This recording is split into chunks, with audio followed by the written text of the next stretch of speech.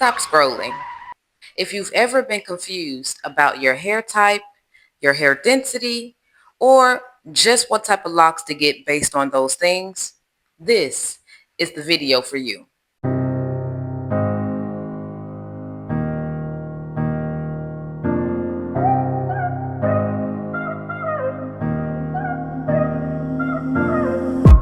A lot of people choose the wrong lock type because they don't understand one very important thing. Hair type and hair density are not the same. And today I'm going to break it all the way down so you can make the best decision for your hair density. Before we jump into the video, make sure you check out my Healthy Hair Workbook. It is designed to help you understand, maintain, and grow your natural hair with intention. So, track your hair type, porosity, density, moisture levels, monthly progress, and more, all in one organized, easy to use guide.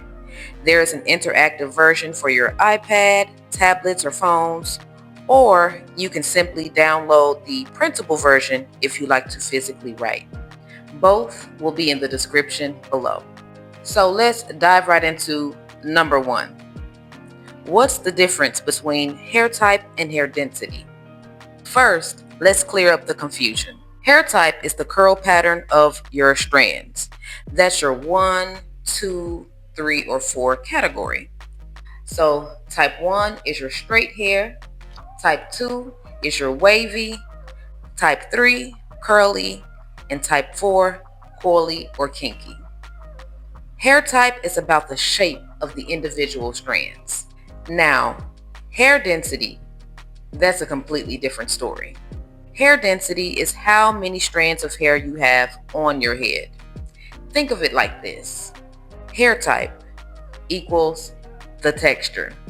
Hair density equals the amount. You can have type 4 kinky hair but low density, and you can have type 3 curly hair but high density. They are two separate things and both matters when choosing your locks. So, number 2, why is your hair density important when choosing locks? This part is uberly important, guys. A lot of people walk into a salon and say, I want my locks to look like hers. But here's the problem.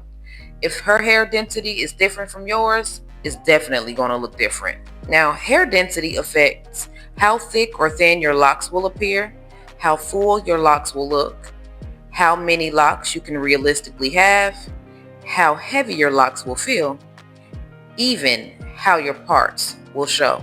So, two people can get the same exact number of locks, same size parts, and same method, but it will definitely look different in the end. So understanding your density first saves you from disappointment later. Now let's dive into part 3. So what type of locks should low density hair get? Okay, so let's talk to my low density queens and kings. If you have low density hair, meaning your scalp shows easily or your ponytails feel thin, here's what you need to know. You want locks that create the illusion of fullness. The best options are medium to large size locks, fewer locks overall, fuller parting system, traditional locks instead of micro locks.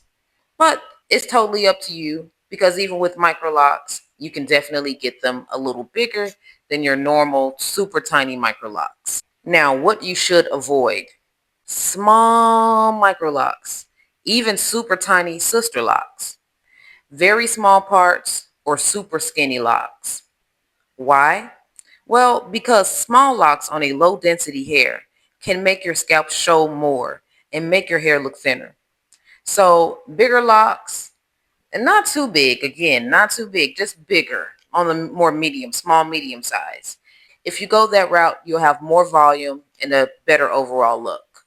Number 4, let me talk to my high density kings and queens. Now, for my high density ladies and gents, if you have a lot of hair, thick ponytails, full roots, and minimal scalp showing, you have more options.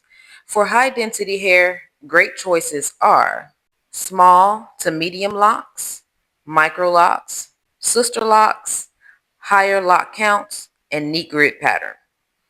Because you have more strands per section, your locks will still look full even when they're small. What you may want to avoid is super large locks or super big parting. Why, you might ask? Because on high density hair, big locks can become very heavy and bulky over time.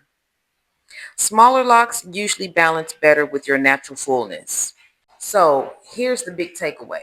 Before you choose a lock type, don't just look at the pictures. Know two things about yourself: your hair type and your hair density. That combination is what determines what locks will actually look good on you.